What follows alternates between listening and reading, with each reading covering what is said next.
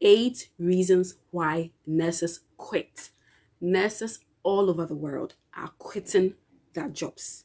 It's not because we are not passionate about what we do, but it is because of 1, 2, 3 reasons that people cannot hold on to. Hi guys, welcome back to my channel. Thank you so much for clicking on this video and for watching. Today I'm going to bust your bubble. I'm going to be telling you 8 practical reasons why nurses all over the world are quitting their job.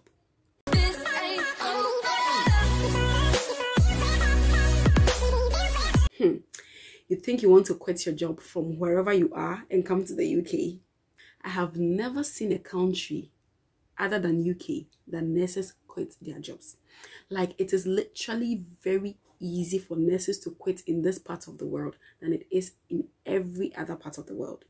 Before you close your eyes and open, in a twinkle of an eye, between a split second, somebody has already quit because of something very minor or something very major. Nurses in the UK are quitting to go to the US, Australia, New Zealand, Canada. Tell me about that. Those in New Zealand want to come to the UK. Those in America want to go to Africa. Like, literally, there is something wrong. And the reason for this quitting and quitting and quitting is because of 8 practical reasons that we all need to pay attention to. Nursing is a noble profession. Nursing is a highly reputable profession, and things have to be put right. If you are new to this channel, simply subscribe down below, honey. Let's be friends. Turn on your post notification bell icon. That way you wouldn't miss anytime I upload a video. And to my returning subscribers, all I say is a very big thank you for keeping this channel running.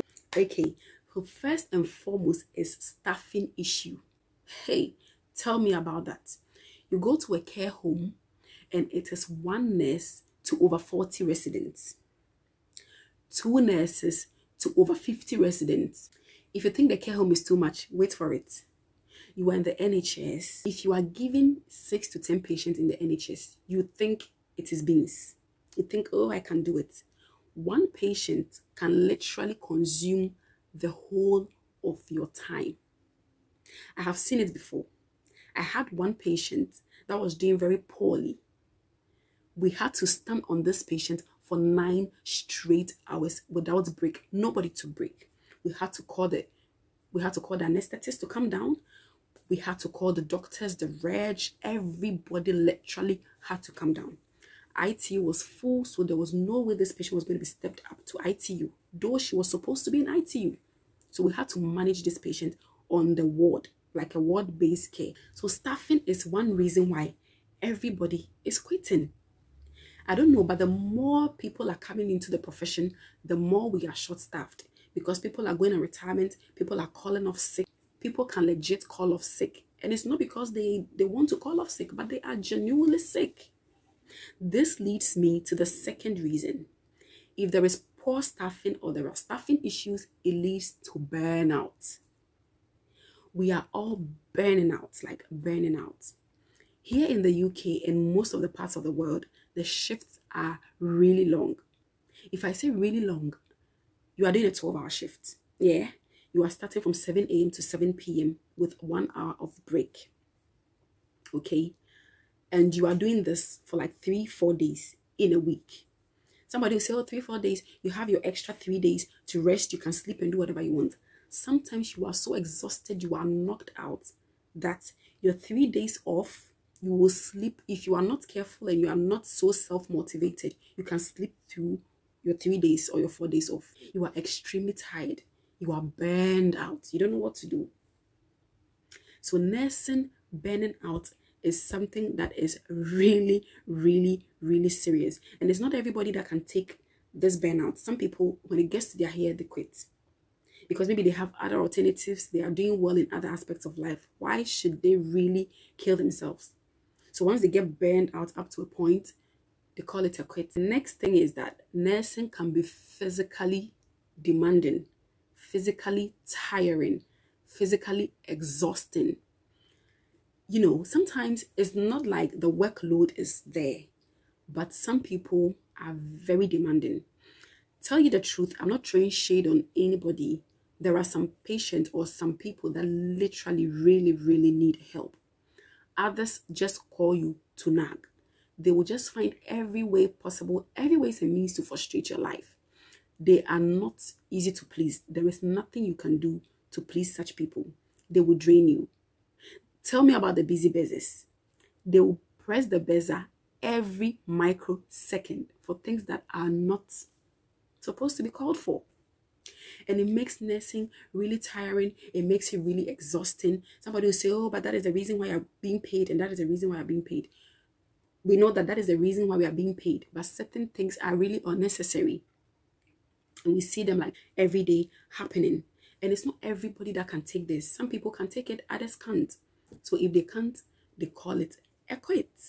Let me know in the comment section which of these ones you've encountered, which of these things you've encountered that makes you really want to quit. Honestly, for me, there are points in my time that I want to leave the profession. But I'm at a point I'm like, I'm too passionate for it.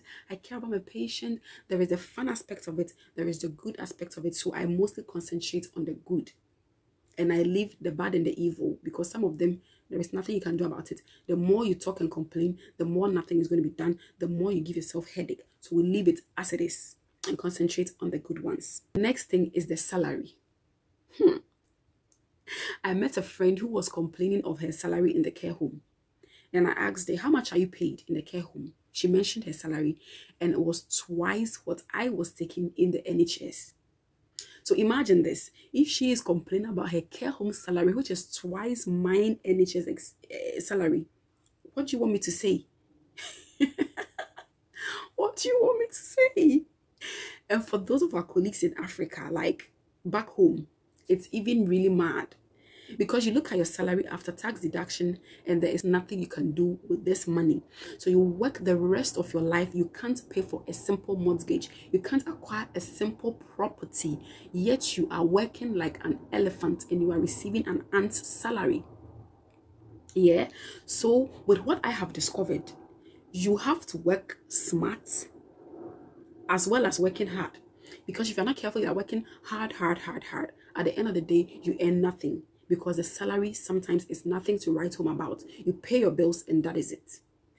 The next reason why nurses quit is poor management. I tell you what, you can be in a workplace where the salary is bad, there is staffing issue, you are burned out, but the management is super sweet. The management know how to make you stay. They know how to do things that entice you, that please you. They know how to do things that will keep you in the workplace. It's not always about money. Sometimes talking to the person. Yeah. I've met managers that are so sweet that after working with them for a shift, you would always want to go back. Because she tries as much as possible not to put external pressures on you. They know that the work is already demanding, so they do not put unnecessary tension and pressure on you. They let you be as you are supposed to be. If you meet such managers, baby girl, baby boy, you are so fortunate. You are lucky. But if you meet the other ones that I'm going to be talking about, I tell you what, you will quit. Because the work itself is demanding. They are going to be putting unnecessary pressure on you. They are going to witch hunt you. That is the word I want to use. They are going to witch hunt you. They are looking for the mistakes you are making and capitalize on it.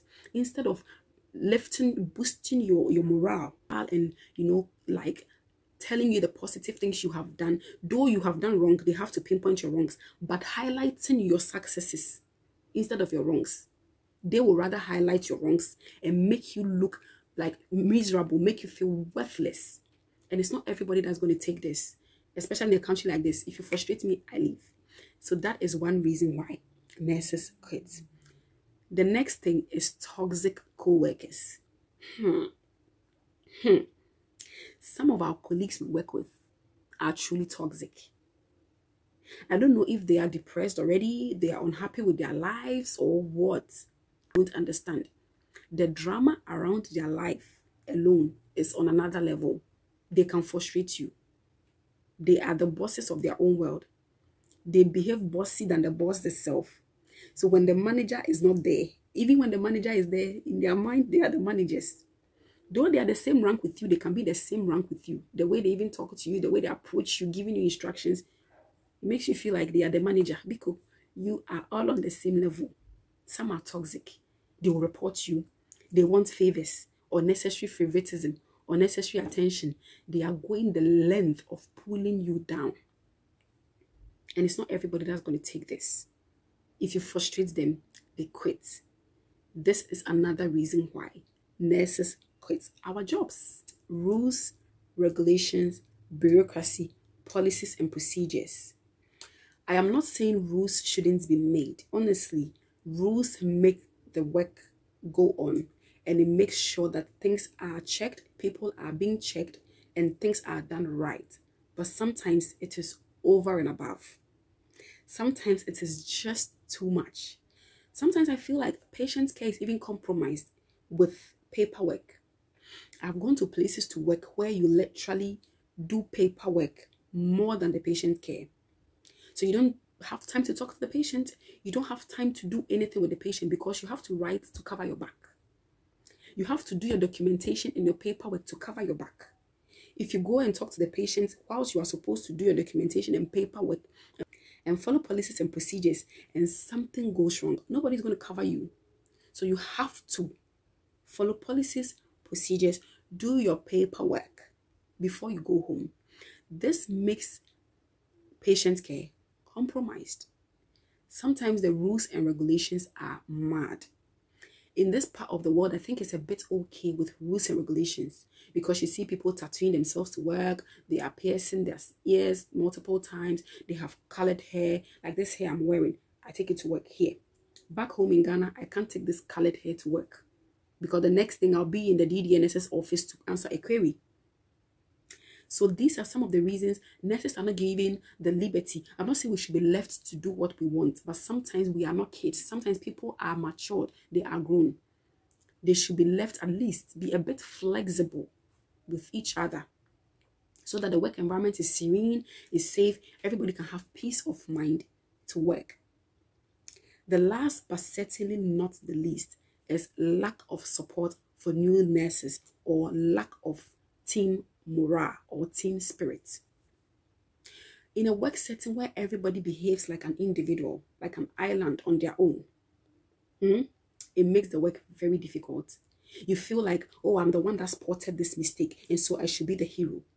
When that happens, everybody is self-centered and everybody becomes selfish.